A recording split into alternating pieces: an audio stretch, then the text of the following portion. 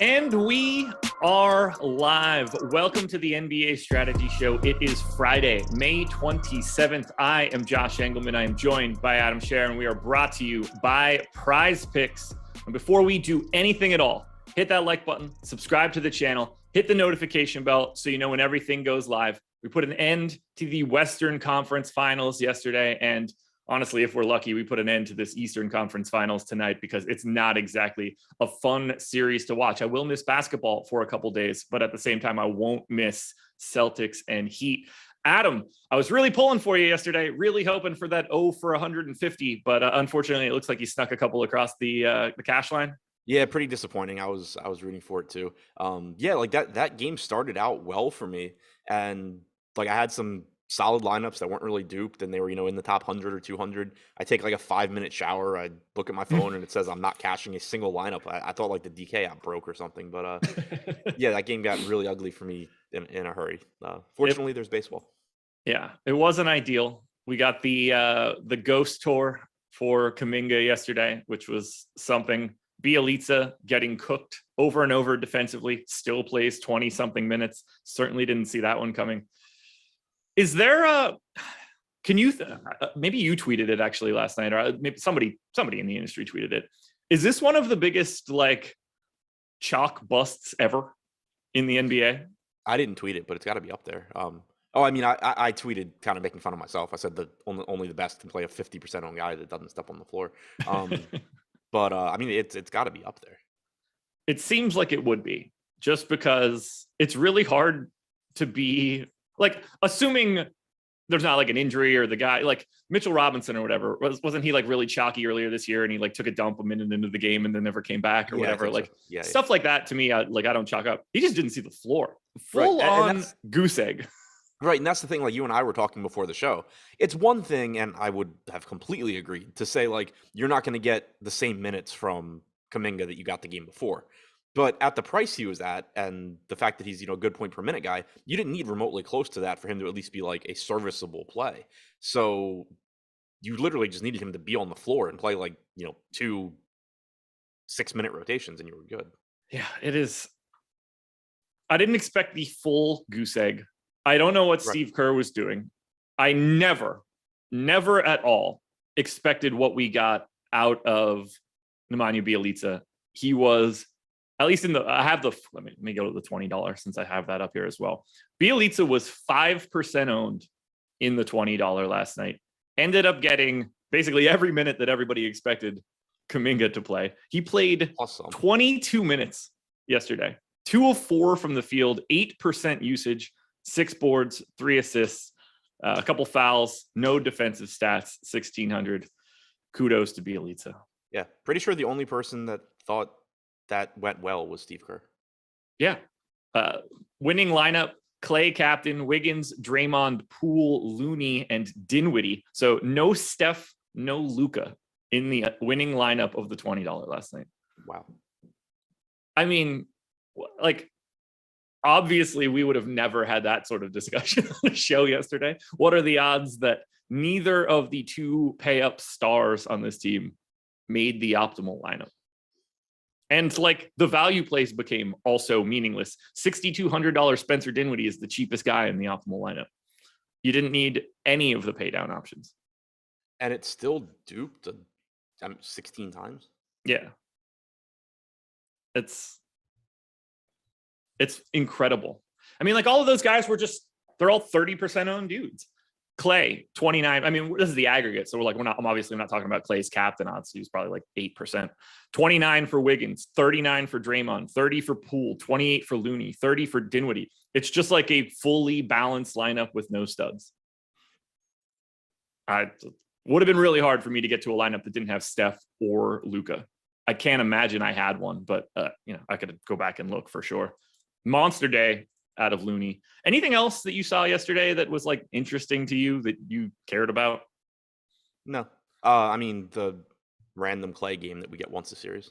Yeah. 11 minutes out of Moody surprised me a little bit. Like, I mean, I guess 11 is fine. Ultimately, completely meaningless. Didn't really matter at all what any of those guys did, but I thought Moody not playing at all in the second half was kind of weird. Yeah. Hey, look, anytime that you can get Nemanja Bjelica out there for a 15-0 Dallas run, you got to do it. I got nothing else here. When's Iggy? Is Iggy supposed to be back for the finals? There's no telling, man. That dude's just been hurt the entire season. Right. Yeah. I feel like he's just like the Warriors' Udonis Haslem at this point.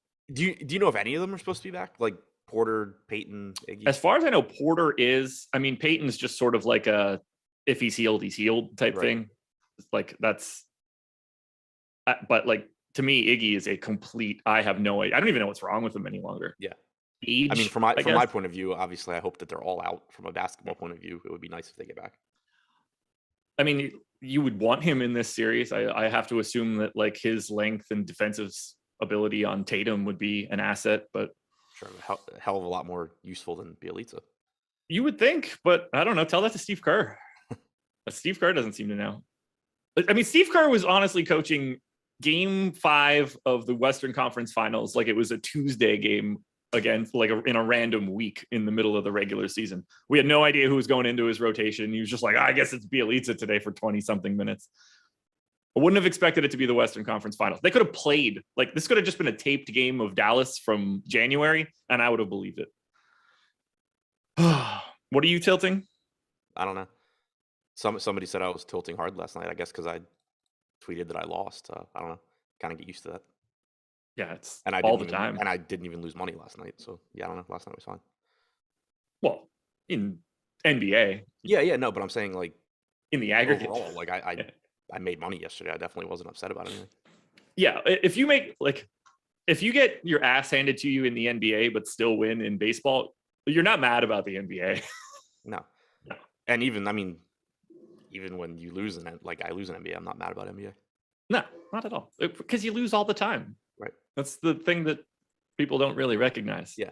I mean, like that came up yesterday. Somebody said something about like, let's be honest, Adam normally is just hoping to break even, like in response to me saying I'd won the other day. It's like, yeah, if I break even on a slate, on like a particular slate, that's a very good outcome. Yeah, 100%. And like, what's the best way to say this? Like, you're happy with a break even when it's over, but honestly, like you're never thinking, I hope I break even today. There's right.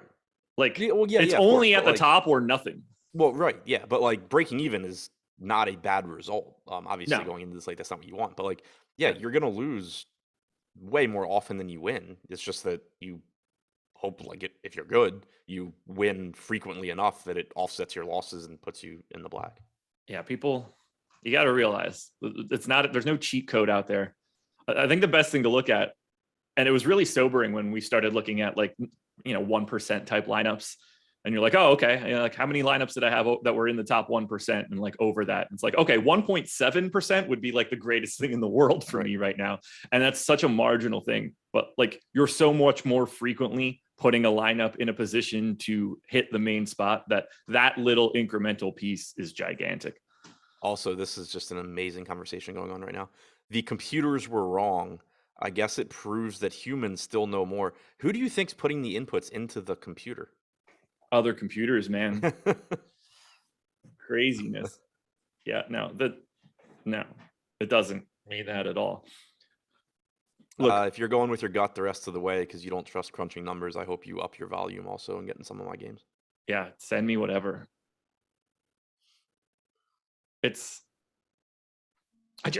I'll never understand it. Is it just because like we play sports growing up that we think that like this is the one spot where like our minds have an edge? They don't, obviously. Like every other industry in the world, you rely on data to make your decisions. You're not out there working off of hunches. That's going to, generally speaking, be a terrible, terrible exercise. So yeah, I'm going to go with the data moving forward. Yeah, like it's the inputs last night sucked. I mean, I gave Jonathan Kuminga like 14 minutes more than he played. Right. That's gonna make things like I was saying to you before the show. My projection on Kuminga was wrong, clearly. The ownership projection on Kuminga was wrong, clearly. With the inputs that I put in, like a 13 fantasy point projection for Kuminga and his ownership projection at 28%, me getting to 50% is exactly what I would want. If the ownership had been correct I would have had way less. If my projection had been correct, I obviously would have had 0. Yeah. But yeah, you have to, and this is just kind of from an overview for people that actually do, try and get better at DFS.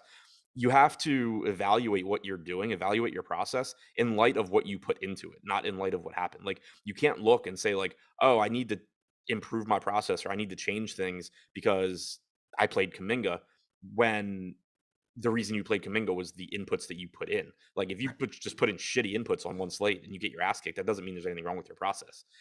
So it is important, I think, to actually evaluate in terms of like, did it do what I would want it to do if the assumptions I made were correct? Not did it magically know that the assumptions I put in were absolute dog shit. Just admit last night was not a great night for projections. Dinwiddie, Clay, Looney, Poole were not the guys via computers. This couldn't be like a more misunderstood and incorrect statement unless you tried to do it. That there's no such thing as not a great night for projections. You're explaining what they are with the word that you're using. We're projecting something that we don't have the answer to. We're saying this is our best guess. That's what a projection is. They're not right or wrong afterwards. Like, that's not how this works. Yeah, and again, like, literally that's just saying the opposite of what I just said. The projections aren't wrong. No. If Jonathan, like, for me, I think I gave Kuminga 14 minutes, gave him his rates. The projection was absolutely correct. Yeah. The input that I put in saying he's going to play this many minutes was wrong. Yeah, the human part of your thing was the wrong part of it. Right. Yeah. It's incredible. So you guys are never right or wrong. Got it. No, we're wrong about the inputs. My inputs were bad. Yes. They were incorrect. Yes. That's the same way that I felt the Oladipo game, where I was light on his minutes. I was just like, okay, I think we're going to get a little bit more Duncan Robinson from a spacing perspective. Those inputs were wrong. The projections are not wrong. That is just an output of minutes played and what I think those guys' rates are going to be. Yeah. Somebody said these guys really taking the chat seriously and personally. No, I mean, I would much rather talk about this stuff than like a single basketball slate. Honestly, I find it much more interesting and for a lot of people useful. These guys sound butthurt. No, that's the key takeaway from this 15 minutes that we've had so far should be that your method of evaluation should not be on the actuals that come out of the game. That's the least important piece. There was easily more said in those 10 minutes for the people that wanted to take something useful away from this show than anything that's going to be said about this game. Yes. I have nothing to add on Game 6 Boston-Miami, with Miami having 6 guys questionable at 10:14 a.m. I don't have it. Like, we did it already.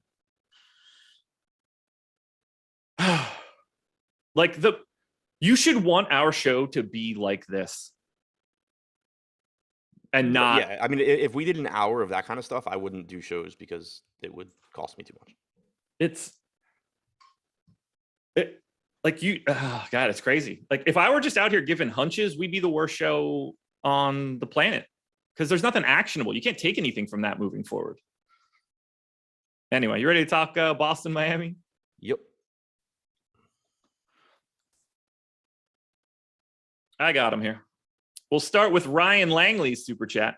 And that is just simply, thanks for the great content, fellas. Thank you for the great super chat, my man. I appreciate that.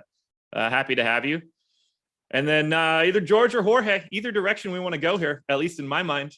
Best stream content, sports information, thoughts on games and projections, no matter what they say. This guy gets it. Appreciate the super chat, man. That is fantastic. Absolutely fantastic. Thank you so much for that. Really appreciate it. Whew.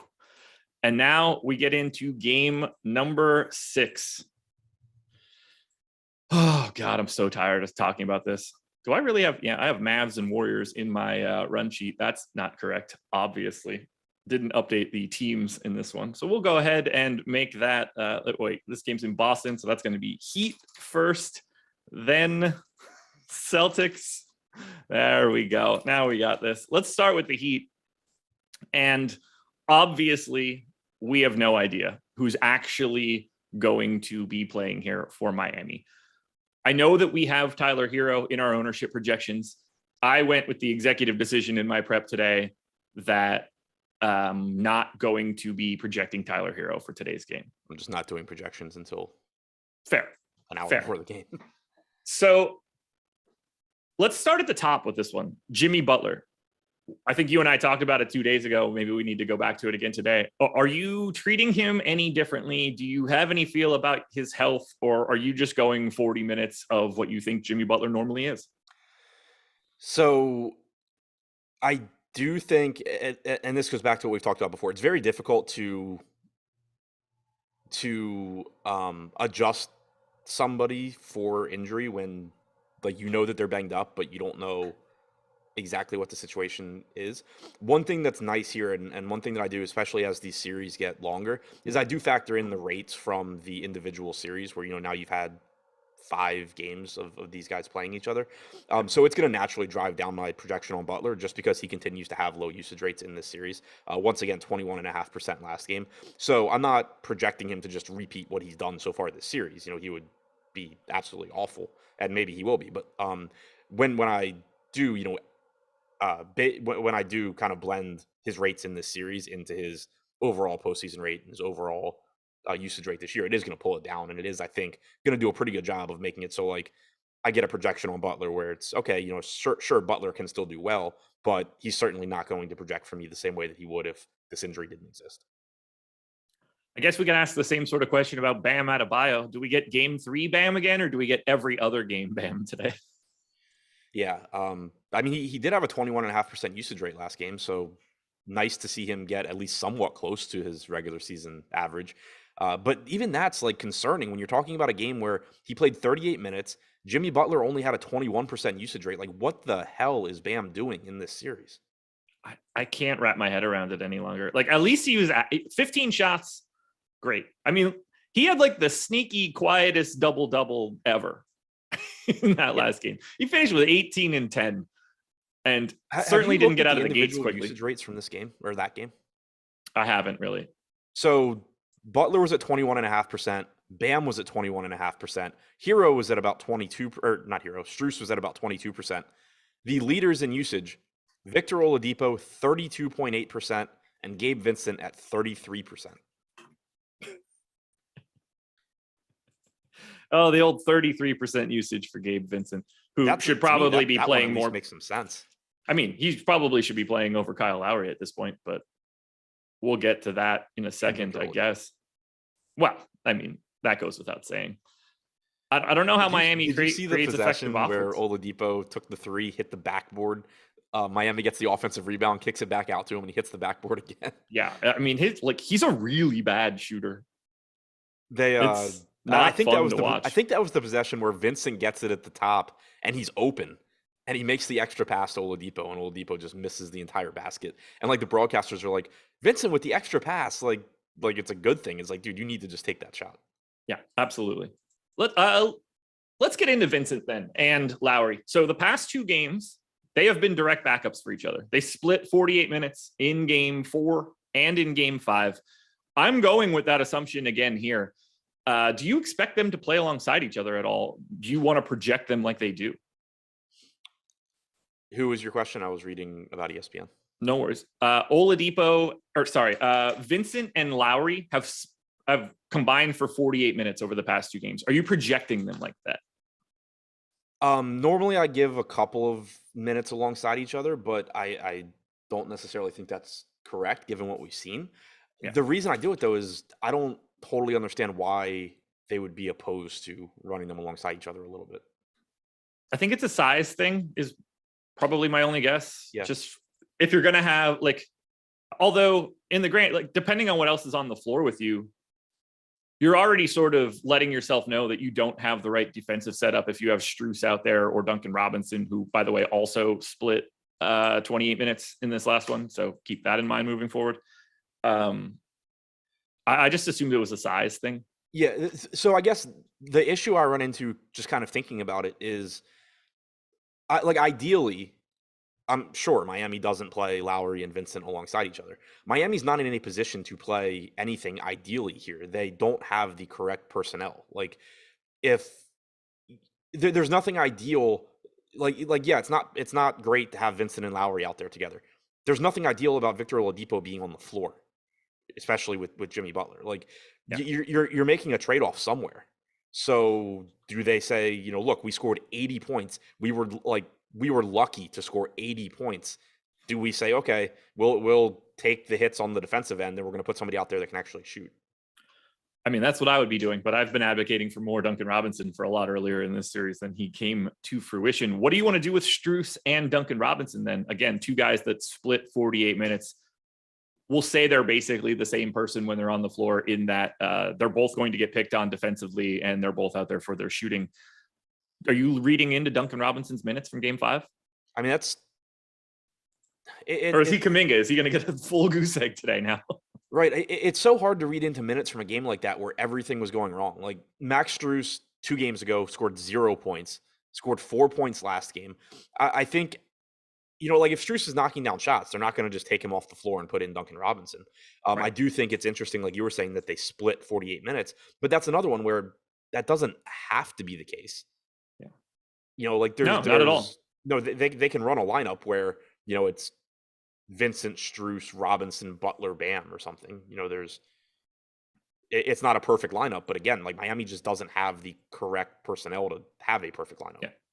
Yeah. Like again, they don't want to put those two guys on the floor because you're going to leak points over and over again. You can't have two guys that can get picked on in the pick and roll. It's going to become a problem.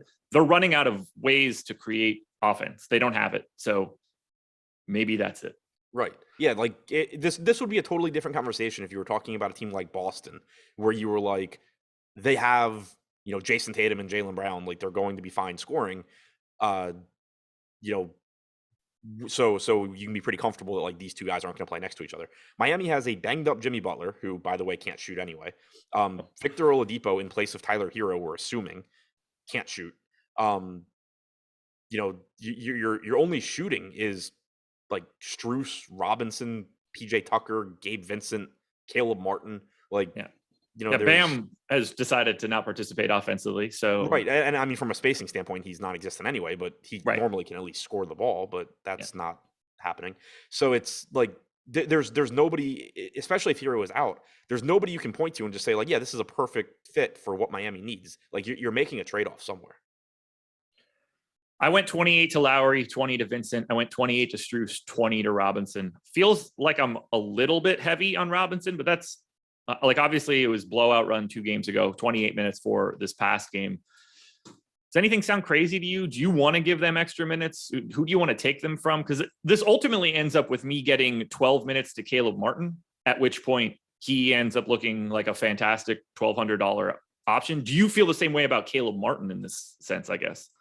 I actually wouldn't be surprised if you got a little bit more Caleb Martin. Okay. And you don't have to. I mean, at $1,200, just assuming he plays plays 12 minutes or so, he's going to project as a good value anyway. But Martin can knock down open threes. He can defend a bit. There's a path to him finding more minutes here. But again, even if he doesn't, he's going to look like a pretty good value. We're on the same page there. Let's see. Drew suddenly became. I love the playoffs. I can't. Prior to the last 2 games, you have people who are smart and make a lot of money in DFS tweeting about how Strus is going to be like the next unheralded star, and then now you have Strus is clearly doesn't belong in the NBA. Yeah. I don't care at all if Strus Butler doesn't make shoot? a 3. I mean, Butler can't shoot. I meant exactly what I said. Yeah. What there's. He's like a 24% 3-point shooter over the last 3 years. Look, you can say I am not the person to get involved in a Jimmy Butler discussion right now, but there is one thing that no one can disagree with. He does not shoot and cannot shoot. This is not. Yeah. We're talking about shooting, not scoring. Yeah, very different. Very different. Jimmy Butler, per the Darko projection system, so that you can estimate stats, he's like a real talent 28% 3-point shooter. I mean, we're talking truly atrocious. Victor Oladipo, not much better. Strus, probably like a 36% 3-point shooter in real life, maybe get up to 37, 38. Like, I don't care how many shots Max Strus misses in a row. I just want to know if he's taking them. And I'm quite confident you feel the same way. Yeah. Yeah. And I mean, if we're going to argue that whether or not Jimmy Butler is a shooter, then you can literally argue anything. Yeah, it's not going to be the spot. So 5,800 for Strus today, 5,200 for Oladipo. You get Vincent at 4K. You get Duncan Robinson at 3K. Do any of those prices stand out to you?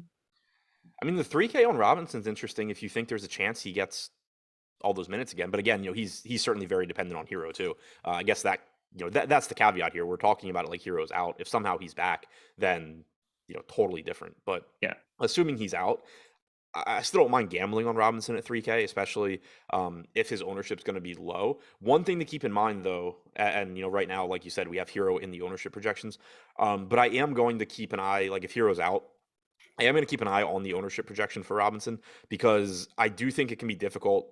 We saw it, yesterday with Kuminga where it was just, he was 50% owned instead of like 28. We saw it the game before. Robinson was really projected to be really low owned. He came in at like 20%. Then he played 28 minutes.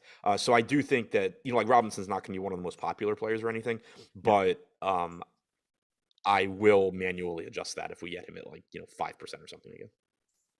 Do you have any expectation? Let's just briefly touch on Herro for a minute because I think that we can get through it pretty quickly. Do you have any expectation on his minutes? The last 5 games that he's played, 22, 16, 28, 24, 20. Does he basically just take whatever Duncan Robinson was doing and we just call it a day? Is he playing like 20 to 24 minutes and that's just it? Strus? No. Herro if he plays. Oh, Herro if he plays. Like he wasn't exactly playing either. Right, yeah, he was. Yeah, his minutes weren't really where we expected him to be anyway. That would kind of be my assumption because if he plays, he's clearly not at 100%. They said this is supposed to be like, a month-long injury. So if he comes back, it's pretty safe to say that he's not 100% and he's just giving it what he has. So I wouldn't be comfortable like giving him more minutes than he was already playing. I am with you on that one. By the way, Tyler Herro's price today, not 6K. Something that. There you go, 6K. Any justification for that if he is in? No, I mean, I have a pretty difficult time there. Like, they need with Butler banged up. If Herro were healthy, I think he'd end up being a really good play. Yeah, like they need what you can say what you want about Tyler Herro overall as a basketball player. Miami needs what he offers right now, given the current state of this team. But he's playing with one leg. I am obviously not a Tyler Herro fan at all. I don't find inefficient bulk shot creation to be something that I want here. I believe, now I heard this on the Dunked On podcast earlier today. I believe I'm right here. This is why they're missing Tyler Herro, because even a bad mid-range Tyler Herro shot is better than the, and I think I'm right here, 0.65 points per possession in the half court right now. That's as you might as well just let PJ Tucker create in the half court. Like they need someone that can do it more efficiently than Victor Oladipo, or if Butler doesn't have it. I never thought I would say that I think they're missing Tyler Herro, and I don't think that that's like the secret sauce for Miami, but they just don't have a person to be able to create a shot. Right, yeah, it's not, this isn't my, if Tyler Herro wasn't hurt, Miami's winning or anything like that, but they need Tyler Herro. Yeah, they do. They really, really do. Is there anything else that we should touch on from the Miami side of this one that stands out to you? I don't really see much. They didn't go to Dedmon in this last game. I don't think that they're going to be going to Dedmon here. So he's not somebody that I'm looking at. He's 2,400 to me. He's off the table. Price tag came up too. Yeah, I think from a value perspective, it's whatever you think you get out of Duncan Robinson if Herro is out, and Caleb Martin. Yeah, and I think Martin's probably the better point per dollar value. Sure. You'll probably get more ownership there as a result just because he's cheaper. And I think that on the off chance that Herro does come back, I'm not sure that matters to Caleb Martin. I think that just only matters to Duncan Robinson. Yeah, and Vincent probably. Sure. Although, yeah, maybe. And that'll be close. Yeah, it certainly matters to Oladipo. They will not need him nearly as much. Oh, I guess so. That's one to talk about, though. Okay. If Herro's out and Oladipo's ownership isn't very high, I do like taking shots at him. It's not that I expect him to do well. I don't think he's a good fit on this team. That's been made abundantly clear. Yeah. But The guy's And going to been shoot. proven right, by the way. Right. Yeah, for sure. He's 5,200. He's going to shoot. If he does somehow score, we know they'll give him extra minutes. We saw that 2 games ago. So he's like the epitome of a guy where if he's popular, I am perfectly fine just finding other things to do. And if he's not popular, I actually want to play him just because there is a ceiling there, even if it's not super likely he's going to hit it.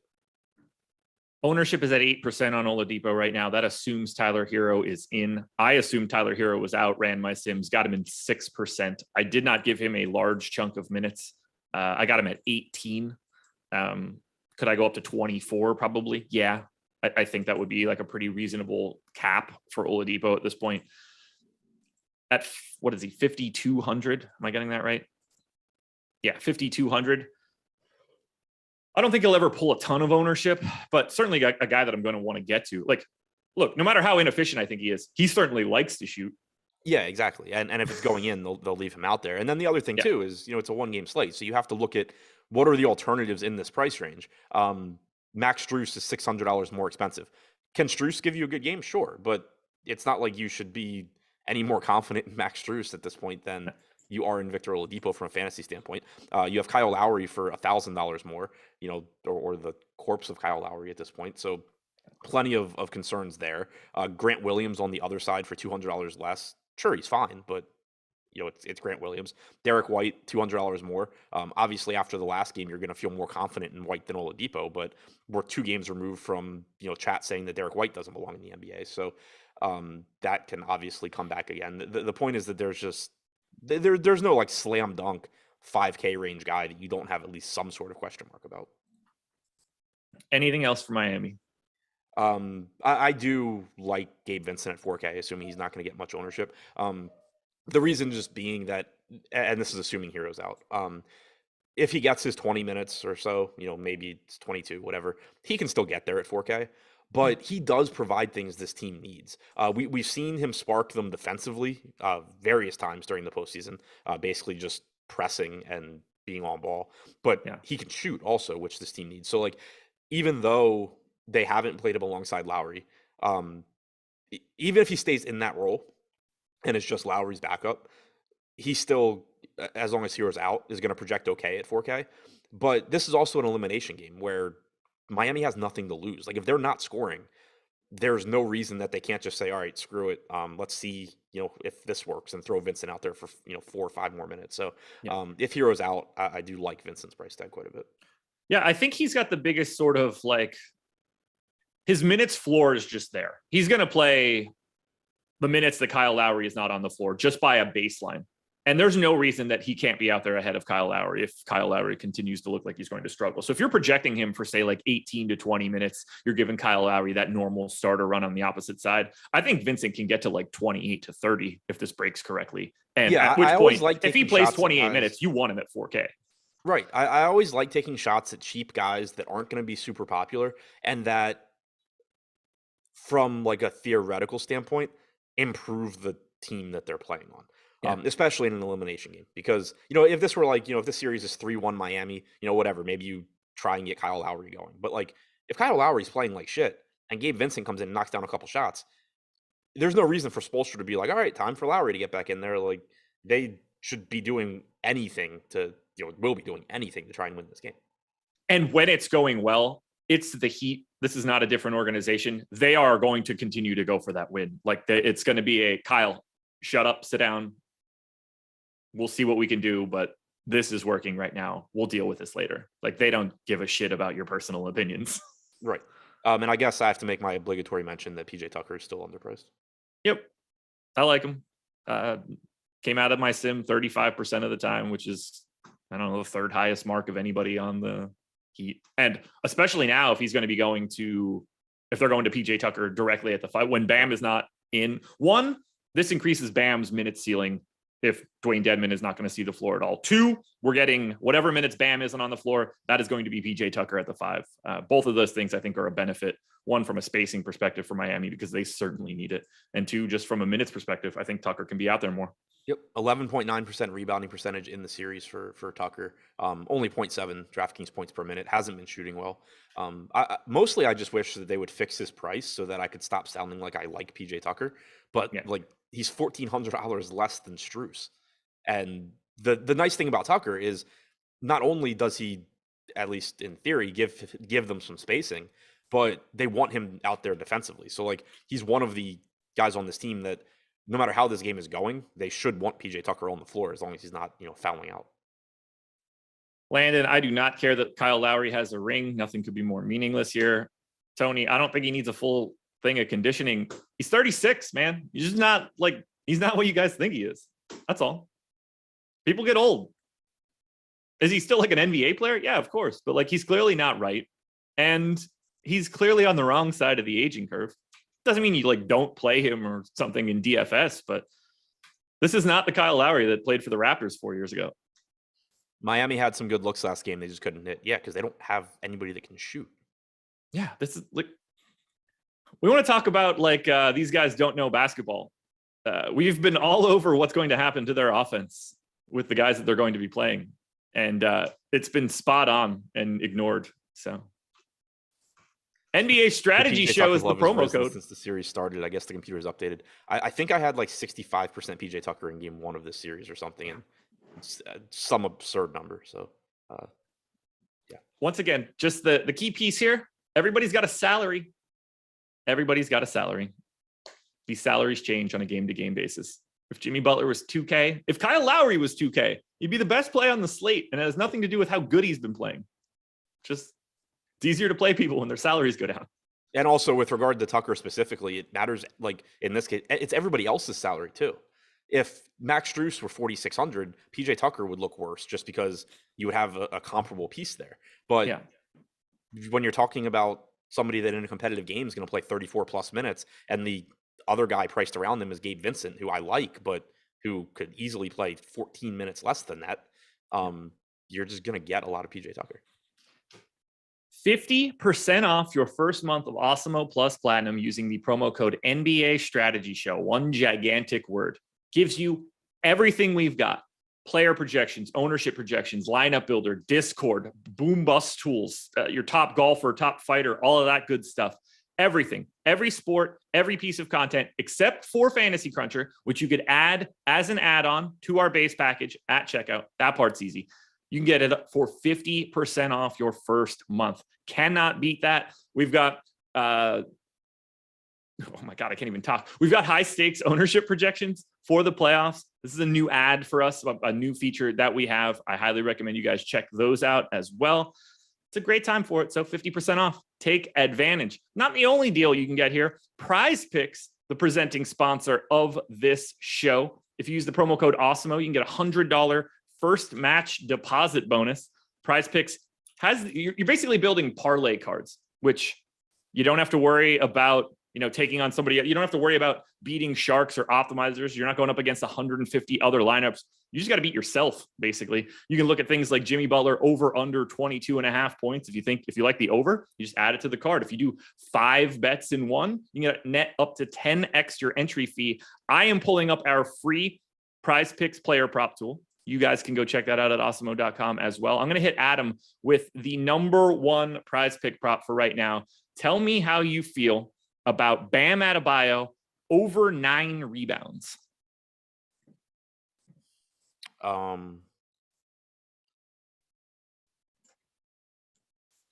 So baseline, I like the over. Factoring in what he's doing, I like the under.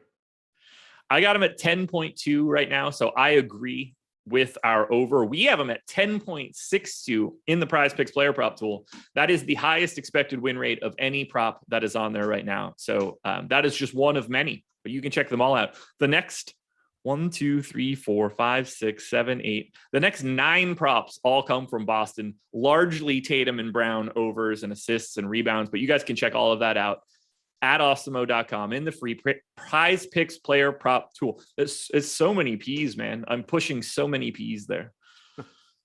All right, let's talk Miami. I just don't know why you made it sound like playing against humans instead of computers is a good thing. It seems really hard. Oh, man.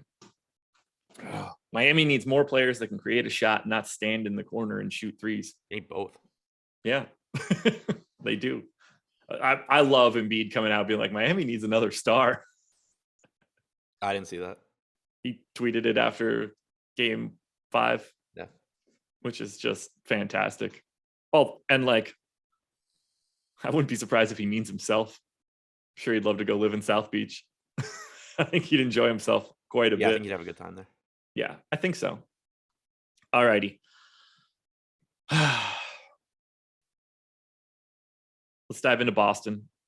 This one's pretty easy to me. I don't have much to add. Like, they're playing an 8-man rotation.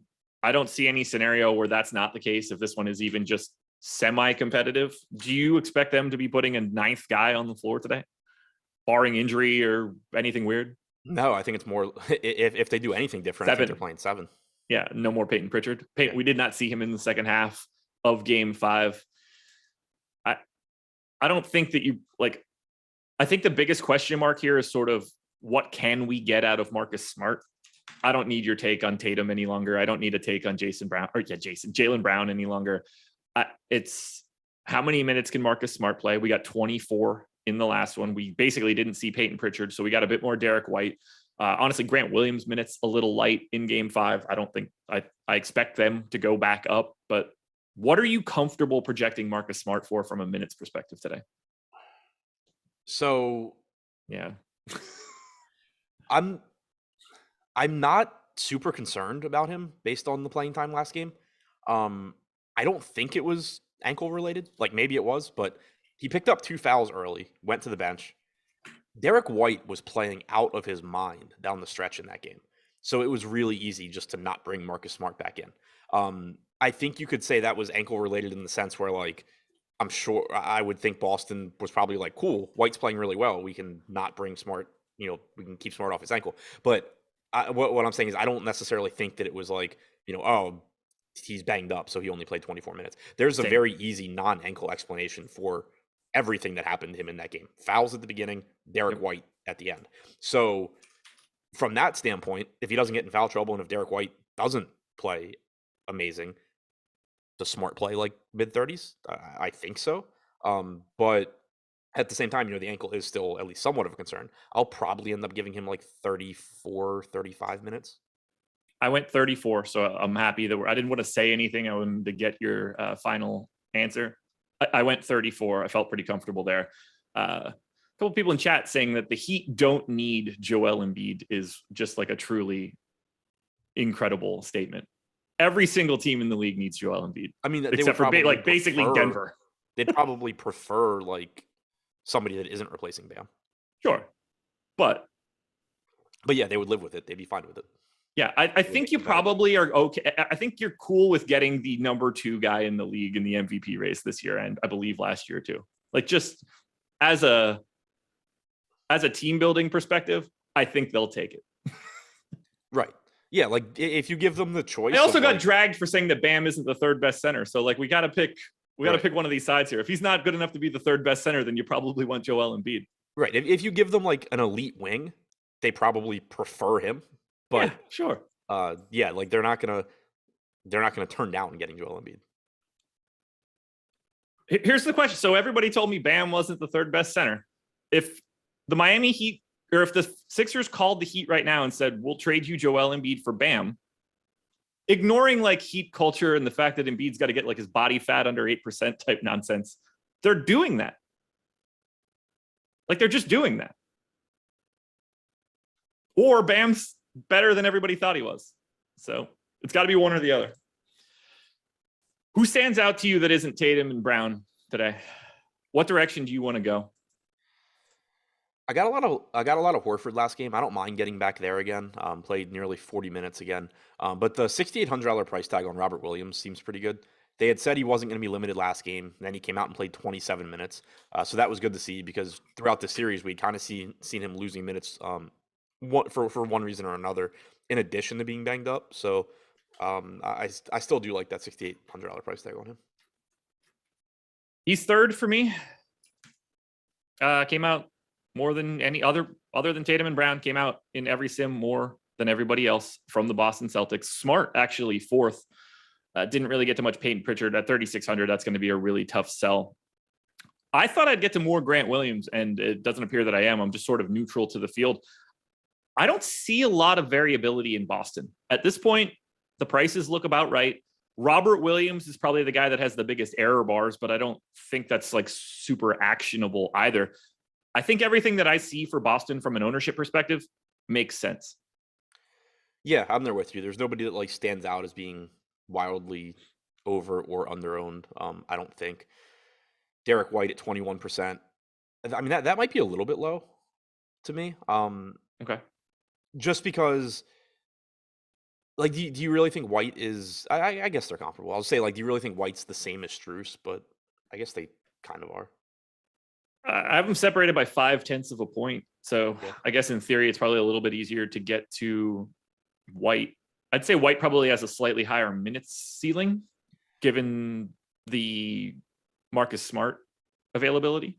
The combination of Smart being some sort of, at least somewhat of a question mark health wise, and Pritchard not stepping on the floor in the second half, it kind of makes me like last game. I think I projected 20 minutes for White and like 12 or 14 or something for Pritchard. I think this game I probably give a few extra minutes to White at the expense of Pritchard, at the very least. And then last game I'd also given Smart like 36 or 37. And as I said, I'm going to cut that back a little bit. Yeah. So I think Boston's slowly seeing that there's no disincentive to going small against Miami because they don't have the size to punish it. If Jimmy Butler is going to be your 4 for a decent chunk of this game, then you can play Marcus Smart and Derek White and Brown and Tatum. You can get Tatum to the 4 and it's meaningless. There's no size disadvantage any longer. So you can go to you can get more offense or creation or ball handling, whatever you want to call it, on the floor now against Miami because they don't have any size to punish it. So I like the idea of getting to a little bit more Derek White. It's probably why we see Grant Williams be a little bit lower in the ownership and the potential minutes like we saw in game 5. But when I look at Boston, I don't see a lot of separation.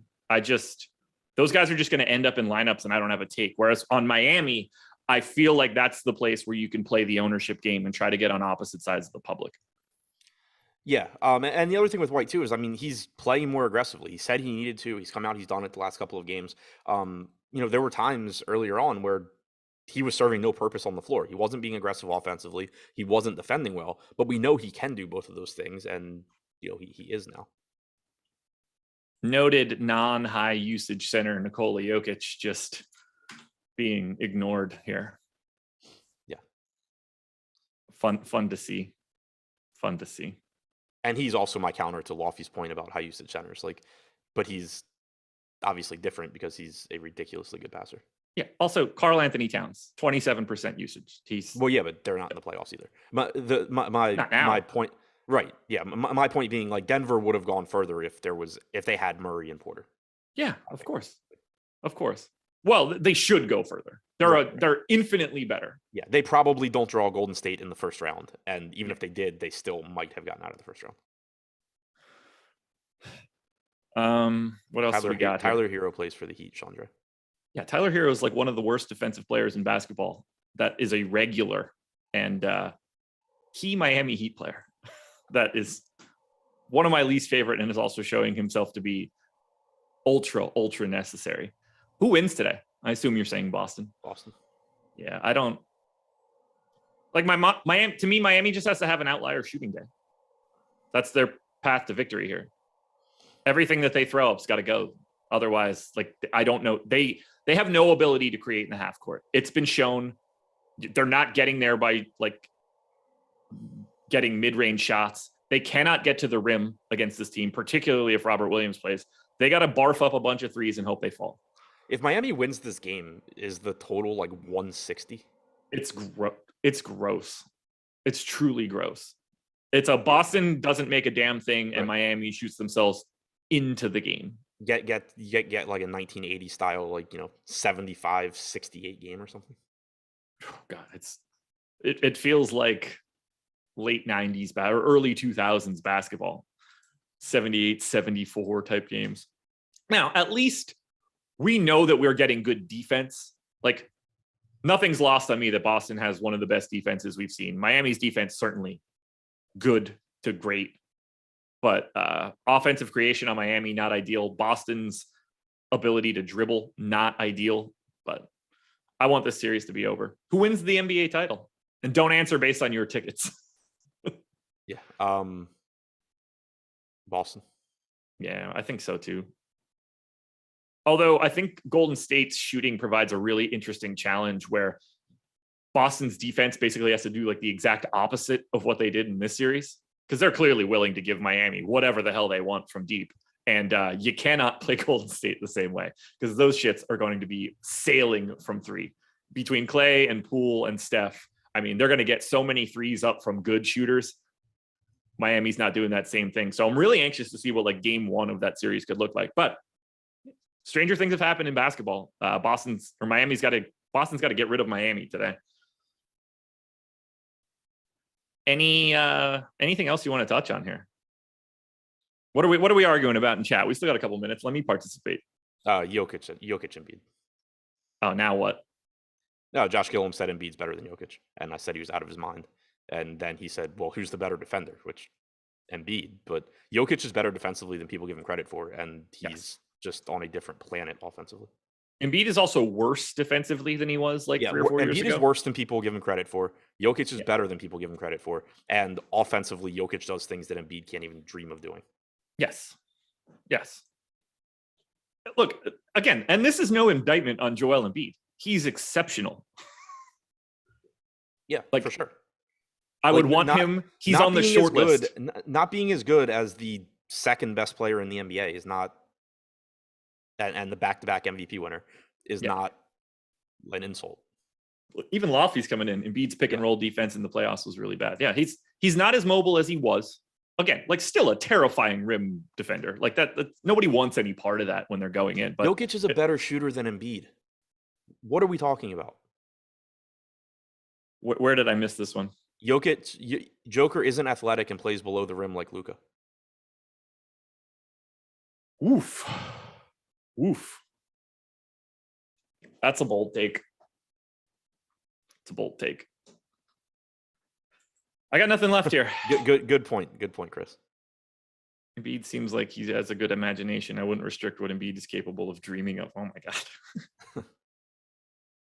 They're both really good. I like both guys. I wonder what people would think of Embiid if he wasn't charismatic. Yeah. Let's get out of here. And also, Embiid is. Yeah, and also we're talking about the postseason too, because that's specifically what Lofty had brought up about high usage centers in the postseason. It's a hell of a lot easier for a team to take away Joel Embiid offensively than it is Jokic. Yeah.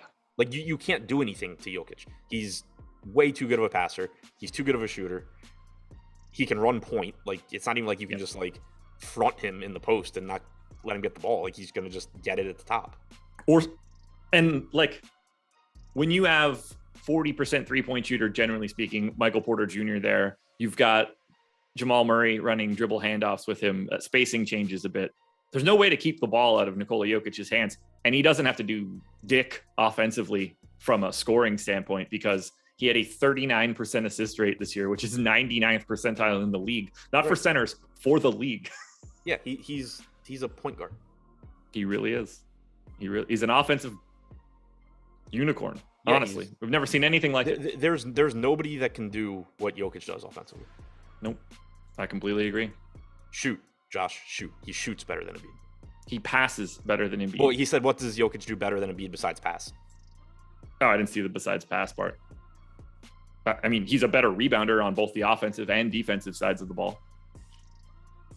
He's a significantly more efficient scorer than Joel Embiid. Yeah, the answer is pretty much everything on the offensive end. Yeah. It's everything but block shots. Right. That's fine. Let's get out of here. Another one in the books, folks. Deeper dive later today. Live before lock later today. We've got MLB something, live before lock or strategy show, one of the two. MLB strategy show coming up next. So make sure you're tuning in there. Eric and Greg will be breaking that one down. You also get Eric and Greg for NBA Live Before Lock later tonight. Good luck to everybody. Enjoy the rest of your day. Enjoy your Memorial Day weekend. I hope you guys have some fun. We are out of here. Peace.